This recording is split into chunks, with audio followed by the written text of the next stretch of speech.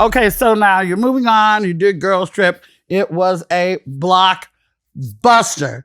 Still is. Can you, what was it like to, everybody wants to get in that thing that puts them over, So this was the thing that puts you over. Right. Right? But in my mind, it's funny that this, Girls Trip was the thing that like made me blow up. But in my mind, I had blew up when I did the Arsenio Hall show.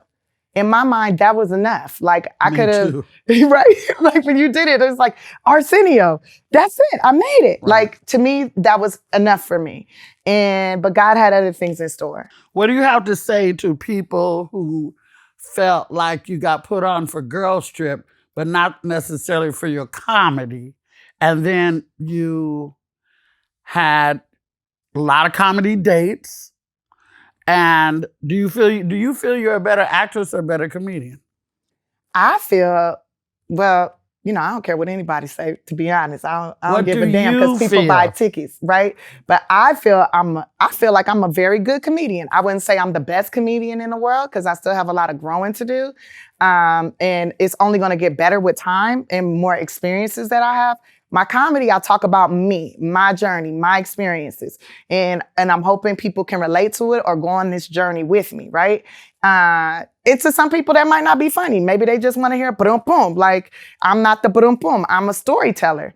And that's what I do. So if people don't like that, don't come to the show. So how did you... Most people come to the show and they say they have a good time from my experience. Now, I have had bad shows. Except for New Year's Eve. And still, see, here go the thing. A majority of those people was upset, right? Majority was upset. But then there was still a lot of people that was like, I had fun. I thought that was great. I thought it was funny. But it's all in the eye of the beholder, right? And I would say, if I was sitting in that audience, I personally would say, yeah, Tiffany was off her game. She wasn't bringing it. I would agree with them. But you always copped to that later about, look, it was New Year's Eve. I had been in town for a day or so. I had been lit. I didn't get enough rest. Man, I thought my kidneys was gonna fall out my body when I was up there. When I tell you my soul left my body and was over here like, I'm not playing with you today. You need to be asleep. This is stupid. Why are you even doing this?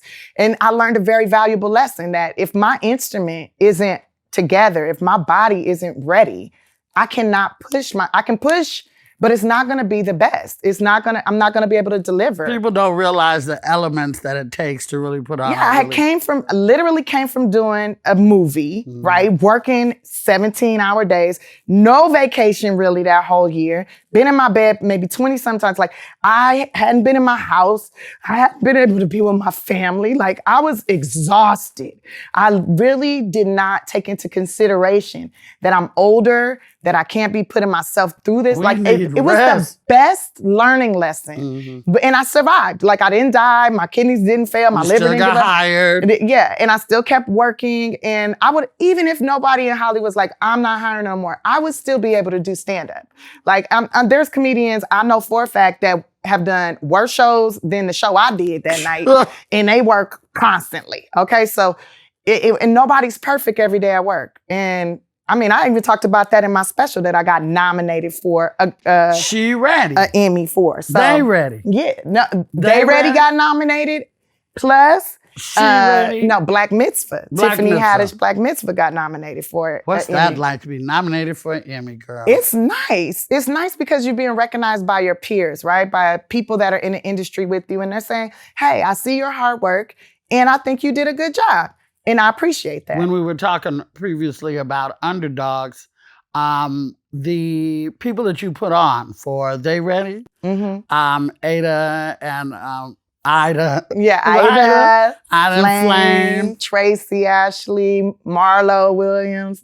Yeah. Yeah, those are what I would call underdogs as well. They don't get, but now you've unleashed them, and that's the power that you can have to reach back and get somebody. Right. I mean, I've always told them from the beginning, when I first met all of them, like, hey, if I ever get anywhere in life, I'm pulling you with me. If I ever get on top, I'm pulling you with me.